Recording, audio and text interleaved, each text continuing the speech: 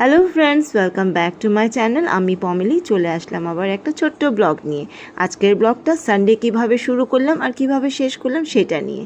সকাল সকাল উঠে পড়েছিলাম, জিম যাব না কেন কি আজকে আমার মেড আসবে না। উঠেই জানলা দরজাগুলো খুলেই আমি বিছনাটাকে একটু ঠিকঠাক করে নিলাম।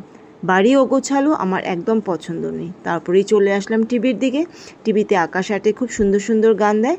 আমি চেষ্টা করি যখনই আমি সময় পাই সকালটা আমি আকাশ শুনতে শুনতে কাজগুলো করি। বাসনগুলো বাইরে রেখে আসলাম যেহেতু আমার মেয়ে আজ আসবে না। তারপরে আমি একটু উষ্ণ জল আমার চিয়া সিডের যে ডিটক্স ওয়াটারটা আছে সেটার মধ্যে অ্যাড করে লেবু স্কুইজ করে রেডি করে রাখলাম। আমি সকালবেলা যেমন উষ্ণ জল খাই, বাকি বাড়ির সকল সদস্যকেও কিন্তু উষ্ণ জলই খাওয়াই। তারপরেই আমার থাইরয়েডের ওষুধটা খেয়ে চাটা ঢাকা ছিল সেটা ছেঁকে সকল বাড়ির লোককে দিয়ে দিলাম। এরপর আমি আমার ডিটক্স ওয়াটারটা উষ্ণ উষ্ণ খেয়ে ঘর মোছার জন্য কাপড় রেডি করে নিলাম। আছে ঘর মোছার একটা স্টিকও আছে, সেটা আমার বেশি সুবিধা হয় না, আমার কাপড় দিয়ে মুছতে বেশি কমফোর্টেবল লাগে। ঘরটার মুছে আমি স্নানটাও সেরে নিলাম। তারপরে স্নান সেরে নিলাম যেহেতু সকাল সকাল পুজোটাও দিতে চলে আসলাম। তার আগে কাপড় জামাগুলো যেগুলো ধুয়েছিলাম ওগুলো মেলে রোদে দিয়ে দিলাম।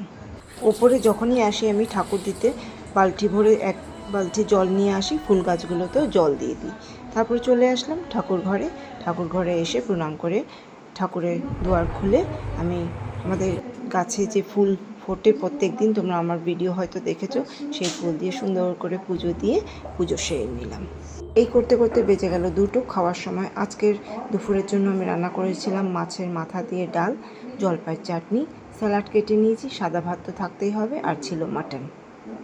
এভাবে সবাই মিলে সানডে লাঞ্চ সেরে নিলাম। বিকেলবেলা সুজি নুডলস ট্রাই করলাম ফার্স্ট টাইম। বিশ্বাস করবে না, অসাধারণ হয়েছিল। তবে এইটুকুই। কেমন লাগলো ভিডিওটা প্লিজ কমেন্টস করে জানিও। সবাই ভালো থেকো, বাই।